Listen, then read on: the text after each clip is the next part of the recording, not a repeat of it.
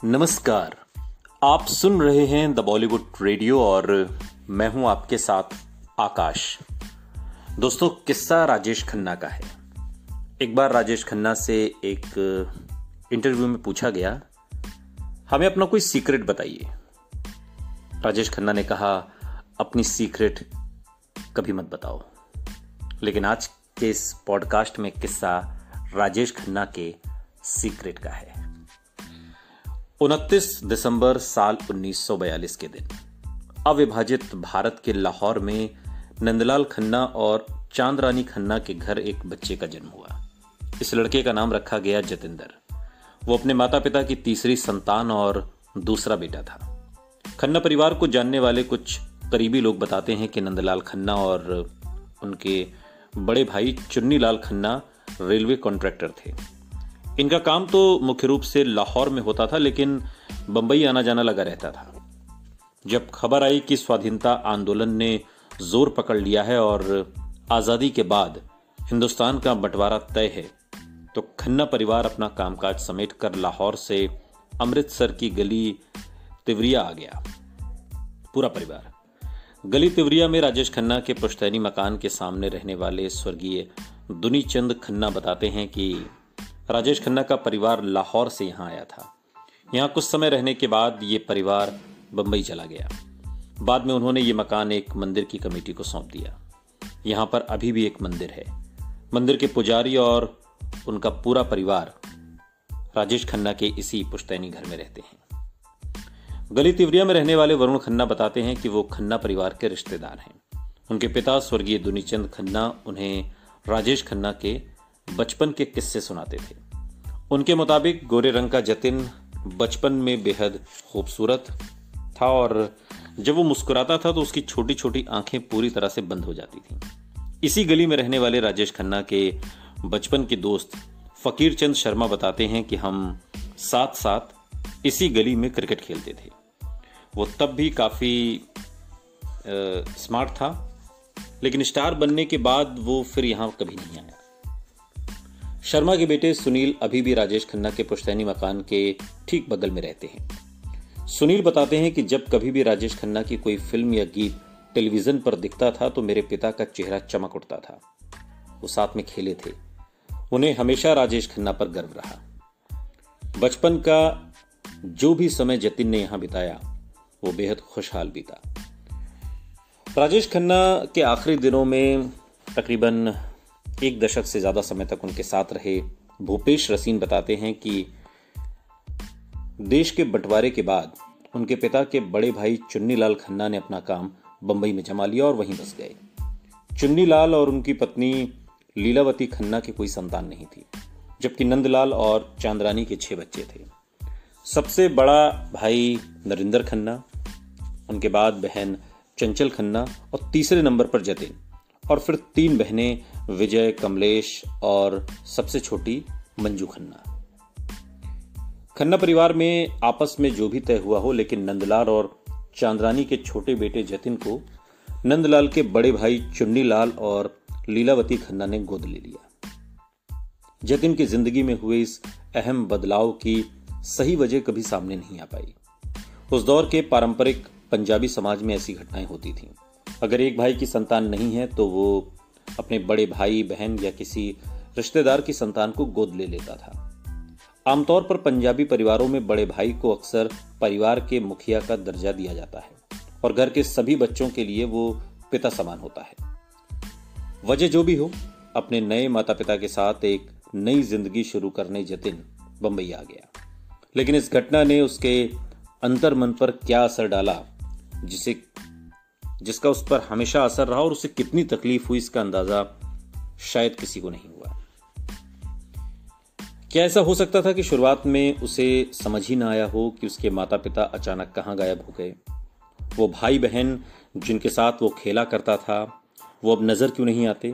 और काफी वक्त तक वो इन सवालों में उलझा रहा होगा, लेकिन धीरे धीरे उसके जहन में बंबई से अमृतसर के बीच की दूरी बढ़ती गई। ये दूरी इतनी बढ़ी कि फिर शायद यादों का सफर भी मुश्किल हो गया। लाहौर, अमृतसर और बंबई में जो घटनाएं घटी वो सब खन्ना परिवार के अतीत की तिजोरी में बंद है।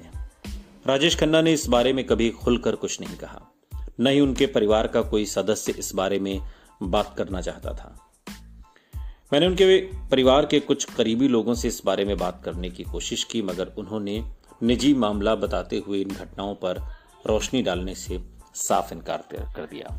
एक फिल्म पत्रकार ने बात के दिनों में राजेश खन्ना पर बात करते हुए कहा, अलग अलग इंटरव्यूज और रिपोर्ट्स में कई बातें सामने आती हैं। कुछ रिपोर्ट्स ये कहती हैं कि राजेश खन्ना का जन्म स्थान लाहौर नहीं बल्कि अमृतसर है। वहीं कुछ खबरों के मुताबिक उनका जन्म स्थान पाकिस्तान का बोरेवाला भी बताया जाता है। लेकिन बचपन की यादों को इस हद तक छिपाना कहीं ना कहीं ये इशारा करता है कि उन घटनाओं ने कहीं ना कहीं उनके व्यक्तित्व पर गहरा असर डाला होगा। उम्र के इतने नाजुक पड़ाव पर असली माता पिता का साथ छूटना और नए माता पिता के साथ शुरुआत आसान नहीं रही होगी। नई दिल्ली के institute of human behaviour and allied sciences के एक वरिष्ठ मनोचिकित्सक की राय में ऐसी घटनाएं अक्सर बच्चे के मन में अजीब उलझन पैदा कर सकती हैं। ऐसा हो सकता है कि कई बार बच्चा यही सोचकर बड़ा हो कि अगर वो अपने असली माता पिता के साथ होता तो उसकी जिंदगी कैसी होती। ये भी संभव है कि वो अपने माता पिता को इस बात का जिम्मेदार भी ठहराता हो कि उन्होंने उसे त्याग दिया। उसके मन में ये विचार भी उठ सकते हैं कि क्या उसके अंदर कोई कमी है जो उसके अपनों ने उसे छोड़ दिया। ये सिलसिला अक्सर पूरी जिंदगी चलता रहता है और इन सवालों का उसके व्यक्तित्व पर गहरा असर पड़ सकता है। क्या ऐसा हो सकता है कि जतिन भी इन्हीं जज्बात से गुजरता रहा? मनोचिकित्सकों के मुताबिक कई बार ऐसे लोगों को आगे चलकर अपने करीबी रिश्तों में काफी परेशानियों का सामना करना पड़ता है और देखा गया है कि ऐसे अनुभव से गुजरने वाले कई लोगों को असुरक्षा की भावनाएं घेरे रहती। वो डरते हैं कि कहीं उनकी पसंदीदा चीज या इंसान उनसे छिन न जाए और इसलिए वो बहुत ज्यादा पॉजिटिव भी हो जाते हैं। राजेश खन्ना के व्यक्तित्व में इनमें से काफी कुछ झलकता है, लेकिन इसकी वजह बचपन में हुई घटनाएं ही थीं या फिर उनके बाद की जिंदगी के उतार चढ़ाव इसके लिए जिम्मेदार हैं, ये पूरी तरह से साबित करना बहुत मुश्किल है। फिर भी इन पहलुओं को समझने के लिए हमें उनकी जिंदगी के पन्ने पलटने होंगे। और अहम बात यह है कि राजेश खन्ना ने खुद किसी भी इंटरव्यू में कभी अपने असली परिवार का जिक्र तक नहीं किया। वरिष्ठ फिल्म पत्रकार भावना सोमाया को दिए अपने एक पुराने interview because of an era में राजेश खन्ना ने बताया कि वो अपने माता पिता की शादी के 18 साल बाद पैदा हुए थे। उनके माता पिता की 3 बेटियां थीं और वो एक बेटा चाहते थे। उनके जन्म से पहले उनकी मां ने एक हवन भी किया था और यही वजह थी कि उनकी मां ने उन्हें सभी भाई बहनों से ज्यादा प्यार किया। बचपन की कहानी बयां करती राजेश खन्ना की ये बातें बहुत दिलचस्प, लेकिन राजेश खन्ना की जिंदगी के आखिरी 20 साल में उनके बेहद करीब रहे भूपेश रसीन इन बातों से इत्तेफाक नहीं रखते। मेरे सामने ही भूपेश ने राजेश खन्ना की सगी बहन चंचल खन्ना से इस बारे में बात की। चंचल ने जो बताया वो राजेश खन्ना के बयान से बिल्कुल अलग था। चंचल के मुताबिक वो 6 भाई बहन थे, 2 भाई और 4 बहनें, जिसमें राजेश खन्ना तीसरी संतान थे। उनके माता पिता की पहली संतान भी एक लड़का नरेंद्र खन्ना ही थे। उन्होंने ये भी बताया कि राजेश खन्ना को गोद लेने वाले चुन्नीलाल और लीलावती खन्ना के कोई संतान नहीं थी। साफ जाहिर है कि वो अपने जन्म और भाई बहनों की जो कहानी राजेश खन्ना ने अपने इंटरव्यू में बताई वो उनकी सगी बहन की बताई गई बातों से कतई मेल नहीं खाती। एक इंटरव्यू में राजेश खन्ना की इन बातों को लिखने वाले पत्रकार ने बात के दिनों में इसका खुलासा करते हुए कहा, तो क्या इसकी वजह यह थी कि वो अपनी सुपरस्टार वाली छवि को ध्यान में रखकर अपने बचपन की एक ड्रामाई कहानी सामने रखना चाहते थे, या फिर वजह यह थी कि बचपन की उस घटना को वो अब भी पूरी तरह नकारना चाहते थे? अपने बचपन की जो भी कहानी राजेश खन्ना सुनाते रहे उसमें कभी भी ये साफ नहीं हुआ कि वो अपने कौन से माता पिता का जिक्र कर रहे हैं।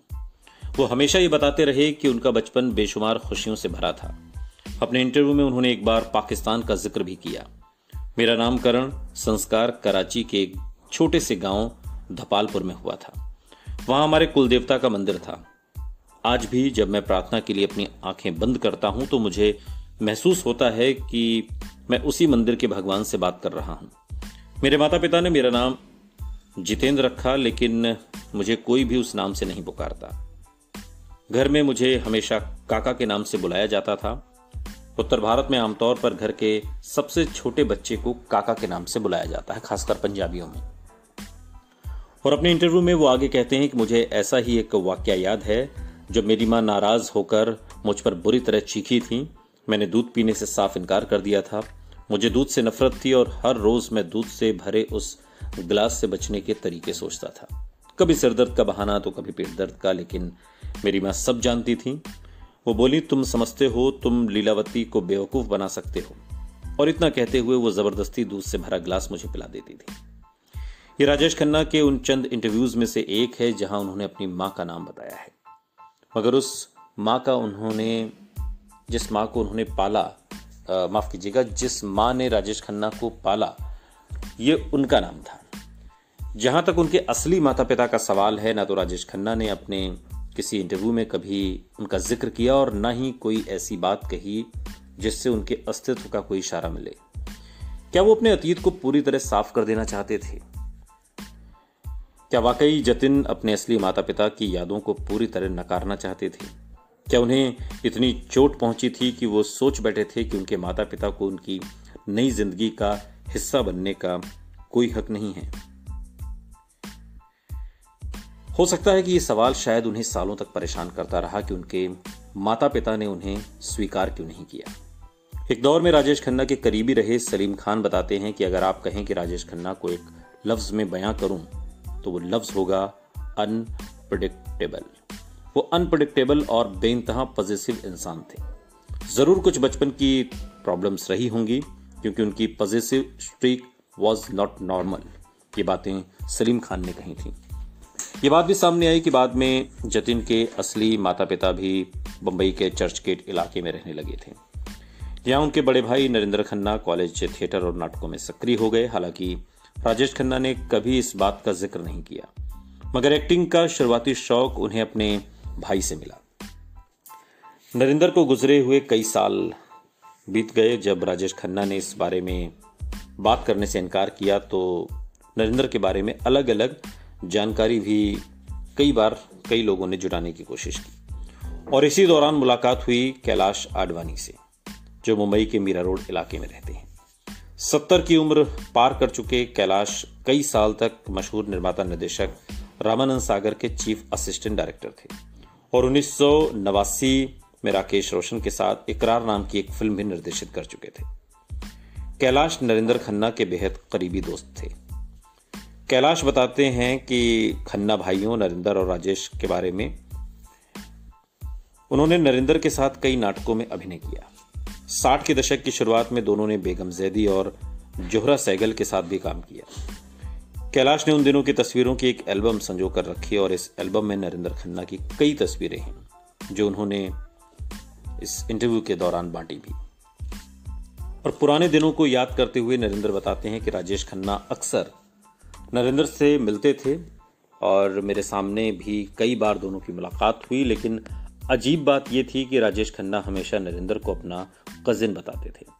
मुझे पता था कि दोनों सगे भाई हैं, लेकिन राजेश खन्ना कभी उन्हें किसी से भी अपना सगा भाई कहकर नहीं मिलवाते थे। फिल्म इंडस्ट्री में राजेश खन्ना को जानने वाले कई वरिष्ठ लोग बताते हैं कि राजेश खन्ना से उम्र में बड़े कजिन अक्सर उनसे मिलने सेट्स पर और घर पर आते थे, लेकिन वो कजिन नरेंद्र उनके सगे भाई थे, इस बात की जानकारी बहुत कम लोगों को थी। कई लोग जो जानते भी थे उन्होंने इस पर बात करने से हमेशा मना किया। कैलाश आडवाणी के एल्बम से नरेंद्र खन्ना की शादी की कई तस्वीरें मिलती हैं। उनकी और राजेश खन्ना की शक्ल में काफी समानता है। हैरानी की बात है कि बड़े भाई की शादी की इन तस्वीरों में राजेश खन्ना कहीं नजर नहीं आते। कैलाश बताते हैं कि शादी की सारी रस्मों के दौरान नरेंद्र के साथ ही थे, लेकिन उन्होंने राजेश खन्ना को वहां पर नहीं देखा। हालांकि बाद में राजेश खन्ना अपने भाई के करीब हो गए थे, और राजेश खन्ना के स्टाफ में 20 साल से ज्यादा समय तक काम कर चुके प्रशांत कुमार रॉय बताते हैं कि हम सब जानते थे कि नरेंद्र खन्ना उनके सगे भाई हैं। वो अक्सर आशीर्वाद में आते थे हम सब उन्हें खन्ना पापा कहकर पुकारते थे। काका जी अक्सर मेरे जरिए अपनी सगी बहनों को पैसे भिजवाते थे। वो मुझसे कहते थे कि इस बात का जिक्र खन्ना पापा से न करो। हम जानते थे कि उनका एक सगा परिवार है, लेकिन हमने न तो उनका कोई जिक्र सुना, न ही घर में उनकी कोई कहीं तस्वीर देखी। राजेश खन्ना के परिवार का जिक्र करते हुए प्रशांत रॉय एक और घटना के बारे में बताते हैं। वो कहते हैं कि मुझे याद है काका जी अक्सर अपनी बहनों कमली बहन और मंजू बहन के लिए पैसे भेजा करते थे। मैं वो पैसे लेकर जाता था। काका जी मुझसे कहते थे कि इस बारे में नरेंद्र खन्ना को कभी पता न चले। मंजू बहन की शादी दिल्ली में हुई थी। जब मंजू बहन की मौत हुई तो काका जी ने ये बात ज्यादा लोगों को नहीं बताई। वो अंतिम संस्कार के लिए दिल्ली चले गए। प्रशांत बताते हैं कि जब रात को राजेश खन्ना वापस लौटे तो 2-3 नौकरों के अलावा घर में प्रशांत थे। राजेश खन्ना खामोशी से अपनी कुर्सी पर आकर बैठ गए। फिर कुछ ही पल में उनकी आंखों से आंसू बहने लगे। फिर वो जोर जोर से रोने लगे। मंजू मेरी बहन। बहुत देर तक काका जी मंजू बहन को याद करके रोते रहे। शायद वो दिल्ली में उनके अंतिम संस्कार में रोए नहीं थे। राजेश खन्ना की बचपन की कहानी में कई सिरे अब भी उलझे हुए नजर आते हैं। उनके परिवार के सदस्यों के चुप रहने की वजह से उन्हें सुलझाना और भी ज्यादा मुश्किल हो गया। उनके इंटरव्यूज में भी उनके बचपन को लेकर उनसे कोई प्रतिप्रश्न नहीं पूछे गए।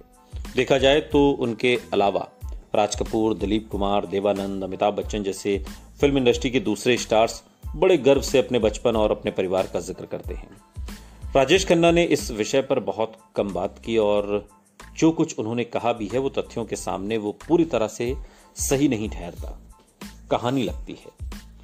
वरिष्ठ फिल्म पत्रकार और निर्देशक खालिद मोहम्मद ने लिखा कि 80 के दशक की शुरुआत में राजेश खन्ना ने इंटरव्यू में पहले उनके सामने शर्त रखी, जब तक तुम मेरे शुरुआती दिनों के बारे में नहीं पूछते मुझे कोई परेशानी नहीं है। राजेश खन्ना के बचपन की कहानी किसी उलझी हुई फिल्मी स्क्रिप्ट जैसी है जिसमें कई परतें हैं। क्या यह हो सकता है कि बचपन की घटनाओं ने उनके जहन पर इतना गहरा असर डाला हो? उनका जो व्यक्तित्व दुनिया के सामने आया, क्या वो इन घटनाओं से प्रभावित था? शायद उन्हें अपने करियर और निजी जिंदगी में भी ये महसूस होता रहा कि उनके साथ हमेशा गलत होता आया है।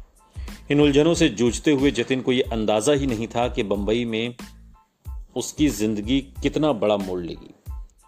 जिंदगी जहां उसे लेकर आई थी वहां कुछ सुनहरे सपने उसका इंतजार कर रहे थे। उन सपनों को हकीकत में बदलने की जमीन भी यही थी। वो सपने हकीकत में बदले और राजेश खन्ना ने नई ऊंचाइयां छू ली। लेकिन सिनेमा का जो इतिहास है वो गवाह है कि उन ऊंचाइयों से गिरने की जब शुरुआत हुई तो वो पतन रुक नहीं सका। दिनेश रहेजा, राजेश खन्ना करीबी, बताते हैं कि मुझे लगता है कि राजेश खन्ना बहुत अच्छे थे जब तक जिंदगी उनके साथ अच्छा सलूक कर रही थी। जब जिंदगी में कड़वाहट आई तो उनका बर्ताव भी बदल गया। क्या ऐसा हो सकता है कि यह कड़वाहट उनके अंदर पहले से छुपी हो और नाकामी के दौरान और मुखर होकर उभर आई हो? क्या ये कहानी पुराने जज्बातों की उथल पुथल की भी थी जो किसी न किसी रूप से बाहर आते रहे? वो जज्बात जिनसे वो शायद कभी पीछा नहीं छुड़ा सके। उनके करीबी रही 2 महिलाओं अंजू महेंद्रू और डिंपल कपाड़िया ने अपने अपने इंटरव्यूज में ये इशारा किया कि राजेश खन्ना बेहद असुरक्षित महसूस करने वाले शख्स थे। भावना सोमैया ने राजेश खन्ना के व्यक्तित्व के इस पहलू के बारे में लिखा कि शायद उनके व्यक्तित्व में ही कुछ ऐसा है जो उनकी जिंदगी में आई महिलाओं को असुरक्षित बना देता है। शायद उनकी असुरक्षा में राजेश खन्ना अपनी सुरक्षा ढूंढते हैं। अंजू और डिंपल ने इस बात का जिक्र किया है कि राजेश खन्ना हर वक्त उनकी पूरी तवज्जो चाहते थे। बात सिर्फ उनकी जिंदगी में आई महिलाओं की ही नहीं थी। अपने करीबी दोस्तों, साथ काम करने वालों, यहां तक कि फैंस से भी कंप्लीट लॉयल्टी चाहते थे राजेश खन्ना। क्या आगे चलकर इन्हीं जज्बात, पॉजिटिवनेस और असुरक्षा की वजह से लोग उनसे दूर होने लगे? वो अकेलेपन के शिकार हो गए? क्या उनके अंदर हमेशा जतिन खन्ना नाम का वो बच्चा छिपा रहा? इन सब सवालों के जवाब शायद अब कभी सामने नहीं आ पाएंगे। अपनी जिंदगी के आखिरी दिनों में राजेश खन्ना ने शायद खुद से सुलह कर ली थी। अपने परिवार और जिंदगी के अहम लोग भी उनके पास लौट आए थे, लेकिन शायद जिंदगी के आखिरी दिनों तक राजेश खन्ना को अपने कमबैक की ख्वाहिश रही, चाहत रही कि उनके फैंस भी वापस लौट आएं। वो फैंस जिन्होंने उन्हें सबसे अमूल्य दीवानगी की हद और बिना शर्त प्यार दिया था। अपने फैंस के प्यार में जतिन खन्ना किसका प्यार तलाश रहे थे? एक बच्चे के लिए किसका प्यार सबसे ज्यादा अमूल्य और बिना शर्त वाला होता है? ये सवाल राजेश खन्ना के लिए हमेशा बना रहा। सुनते रहिए द बॉलीवुड रेडियो, सुनता है सारा इंडिया।